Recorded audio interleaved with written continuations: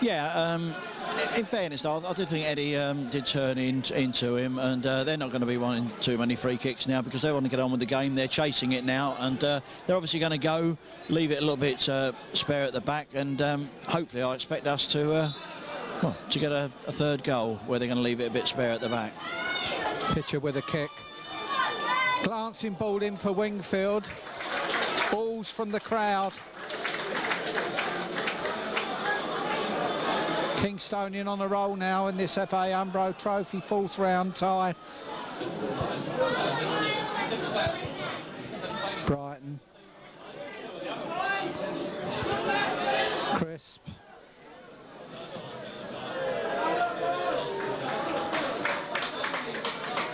The Kingstonian man of the match, sponsored by Cherry Records.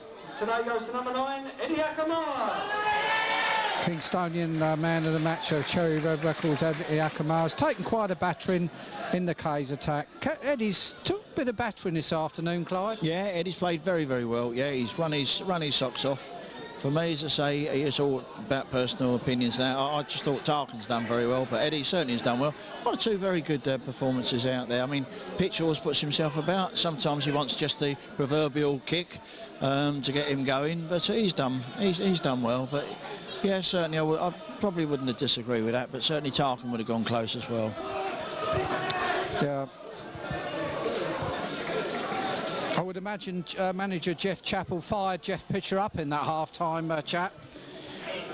Yeah, yes. I mean, they're all ex-pros, and that they all know. They know what's going wrong. They know what's going on. They know when they're having a nightmare and when they're having a good game. And they knew today at when they got here at 1:30 that it wasn't going to be easy. And possibly at 3 o'clock we'd have all settled for a 2-1 if we were given it. The staff.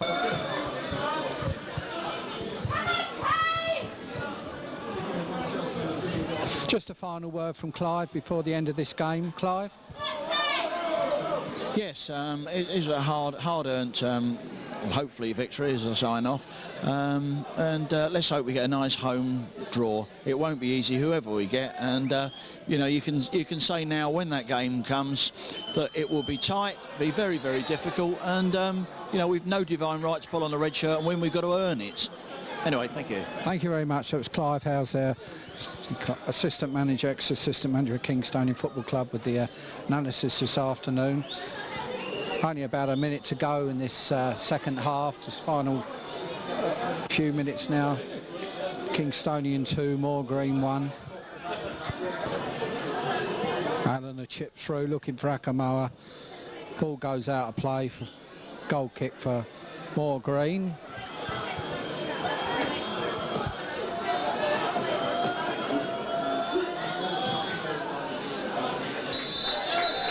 The final whistle this afternoon, this FA Umbro fourth round trophy match. Kingstonians come out the victors by 2-1. Goals in the first half from Shepherd for Moor Green. In the second half, Taylor and Pitcher, the winner for Kingstonian. Hard fought game by Kingstonian this afternoon. Moor Green more than worthy opposition. The next game here at Kings Meadow is next Saturday the 12th of February when Gays entertain rivals and near neighbours Sutton United in the Nationwide Conference. Chapel, Kingstonian Football Club. Tough game today for Kingstonian, Jeff. Yeah, it was very difficult, but we didn't help our own cause, I've got to be honest. I'm not particularly happy.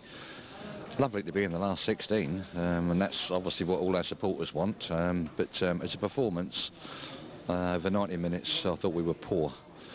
We showed a greater will, I thought, in the last half an hour of the game, which got us through. Sheer spirit, not so much the skill factor. The pitch looked a little bit difficult to me for both sides today. I wasn't too happy with it, but terrible mistake, mix up for the first goal to go one down between Steve Farrelly and Derek Allen. I don't particularly blame Steve Farrelly for that, because I think he was going to come and pick it up. And what Derek was trying to do, goodness knows, and the ball flies up in the air and their bloke only has to put it in. Thankfully, Robin Taylor's got one back for us right on the stroke of half-time, which has given us a bit of a lifeline, really. And second half, I think if Dave Leeworthy had put that one away, which was probably the biggest sitter he's ever going to miss in his life, it could have been all over then. Just after that, of course, not having scored, they should certainly have scored, because they had a great chance from probably about 8 yards. A fella only had to roll it, and he's lifted it over the bar. And then thankfully we've got a good crossing, Phil Wingfield, who gave us an injection of pace and everything. I thought Phil, when he came on, changed it. And good header inside the box, and Jeff Pitches finished it off. We had Clive doing analysis up there today, and he was hoping he was going to bring Phil Wingfield on. It was a good substituting move, because their legs started to go then, and when you brought Phil on, it did inject that attack. Yes, it did, and I thought at 1-1 they tended to think that they were probably going to hold out for the draw, because obviously at that stage of the game they were tired, and we were trying to up the tempo a little bit, not too much.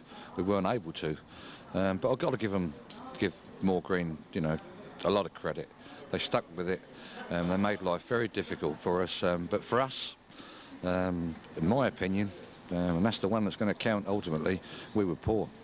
It's a shame, because Kingstonian were right up there at the beginning of the season in the conference, and they've dropped. Consistency, you said at the beginning of the season, it's about consistency, and your Kingstonian side's been lacking consistency recently. Yeah, it has. As I say, you scratch your head, you sit and think about it all day. It almost drives you crazy thinking about it, because there's several players that are struggling for form. We've just had a 5 or 10 minute little chat there about their first touch, and there's 5 or 6 of them guilty today. They get the first touch, and it's 20 yards away from them. And then all of a sudden they dive in, and then they're booked. I mean, Derek Allen was a classic. This is not the side that I bought here. It's unrecognisable at the moment, and as I say, I still maintain it's a simple game to play. We get hold of it, we pass it, we move. But as I said to him at half time, I said, no point in passing it, because we're not moving anyway. And we just needed some life in us. Thankfully, late on, we showed a bit more, but we're miles away from what we were. There was certainly 5 moves to that second goal, and they were touching and passing, moving about. They were really getting it together in that second half, for that second goal. Yes, and we had to, because I just kept shouting to them, keep passing the ball and moving off it. And yeah, that was a good move. And there were 2 or 3 others, but that's about all we did see in that half. First half we saw a lot less. You know, thankfully, as I say, we got a goal on half time. Otherwise, who knows what would have happened. Big game next week against Sutton, local derby. Yes, I mean, it's vitally important that we get something. I mean, Sutton have had a good result today in the trophy, a magnificent win to beat Forest Green. It's going to be obviously a good crowd here, hopefully a better atmosphere, because some of the supporters were talking behind me. They said it's so quiet, and I said, I know. I said, that is partly the reason, only part, why we can't sometimes play as well as we'd like to, because the players do play better when there's a lot of noise, and they only had 20 or 30, but they made a hell of a noise. Thankfully, second half, our lads down the bottom end got behind us a bit, and that was a lot better, but we do need some atmosphere. Draw for the next round. Who do you fancy? Home draw?